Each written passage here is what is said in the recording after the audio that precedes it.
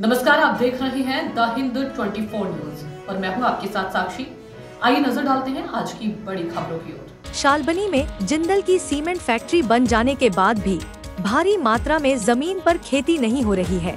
सज्जन जिंदल ने उस जमीन पर 800 मेगावाट के 2 बिजली संयंत्रों के निर्माण की घोषणा की थी। उन्होंने यह घोषणा फरवरी में विश्व बंगाल सम्मेलन में ममता बनर्जी के बगल में बैठकर की थी। इस बार मुख्यमंत्री ममता बनर्जी उस पावर प्लांट का शिलान्यास करने आ रही हैं। जिला प्रशासन सूत्रों के अनुसार मुख्यमंत्री ममता बनर्जी 21 अप्रैल को शालबनी आएंगी।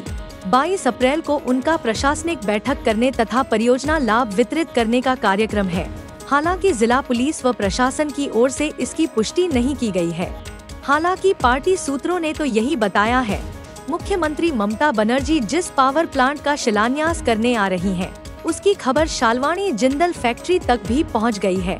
शालबनी स्थित फैक्ट्री के एक अधिकारी ने बताया, मुख्यमंत्री ममता बनर्जी 21 अप्रैल को आने वाली हैं। इसके लिए तैयारियां शुरू हो चुकी हैं।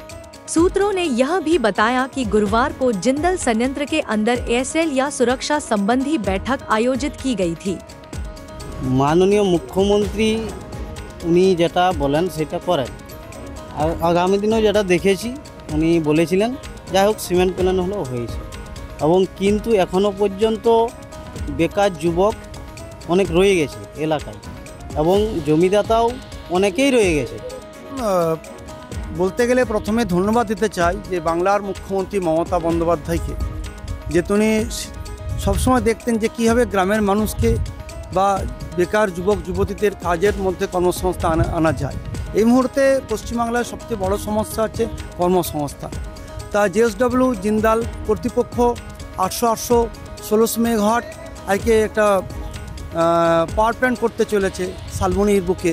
এটা তো একটা শালবনি ব্লক হিসাবে বা পশ্চিম মেদিনীপুর জেলা হিসাবে একটা অন্য জায়গায় মানচিত্র নিতে চলেছে। বা শিল্পের জন্য মমতা বন্দ্যোপাধ্যায় যে রাস্তাটা দেখতে পাচ্ছেন হামরোড থেকে জেএসডব্লিউ গেট পর্যন্ত, এটা তো তৎকালীন উনি বানিয়ে দিয়েছেন যাতে কারখানার সুযোগ সুবিধা যাতে হয়, রাস্তাঘাট পরিকাঠামো কাঠামো যেন হয় আর কি।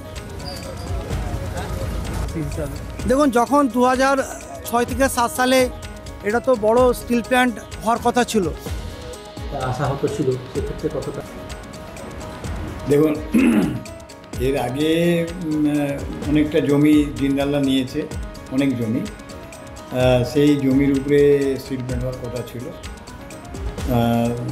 শালবনির বাসীর দুর্ভাগ্য, সেই স্টিল প্ল্যান্টটা হয়নি। আমার শ্রদ্ধেয় মুখ্যমন্ত্রী প্রচুর চেষ্টা করেছেন, আপ্রাণ চেষ্টা করেছেন, বারবার ছুটেছেন, তবুও ওটা করতে পারা যায়নি। উনি তারপরে সজ্জন জিন্দাল, পার্থ জিন্দালকে দিয়ে একটা সিমেন্ট প্ল্যান্ট করিয়েছেন ওই জায়গার উপরে। সেই সিমেন্ট প্ল্যান্টটা আজকে চলছে অনেক দিন ধরেই। এখানে প্রায় 500-600 লোক কাজ করছে। আমরা আবার দিদি উদ্যোগ নিয়েছেন যে ওখানে ওই পাওয়ার প্ল্যান্টটা তৈরি হোক। আমরা শুনলাম যে 21 তারিখে দিদি ওখানে ভূমি পূজা যেটা করবে, ওইখানে দিদি আসছেন, উপস্থিত থাকবেন এবং সেখানে 1632 মেগাওয়াটের দুটো পাওয়ার প্ল্যান্ট প্রজেক্ট হবে। সেটার জন্য প্রস্তুতি চলছে। 21 তারিখে দিদি আসছেন ওখানে জিন্দালে। আর দিদির শালবনির প্রতি বিরাট দুর্বলতা আছে, শালবনির মানুষের, এই জঙ্গলমহলের মানুষের প্রতি বারবার ইয়ে করেছেন যাতে এবং শালবনিতে আরও বেশি করে ফ্যাক্টরি তৈরি হয়, মানুষ যাতে কাজ পায়, সেটাতে দিদি চেষ্টা চালিয়ে যাচ্ছেন। আমরা দিদিকে শ্রদ্ধা করছি যে শালবনির মানুষ দিদির সবসময় পাশে আছে, পাশে থাকবে এবং যে প্রজেক্টটা হবে, যে পাওয়ার প্ল্যান্টটা হবে, সেই প্ল্যান্টে শালবনির। देखते रहिए द हिंद 24 न्यूज।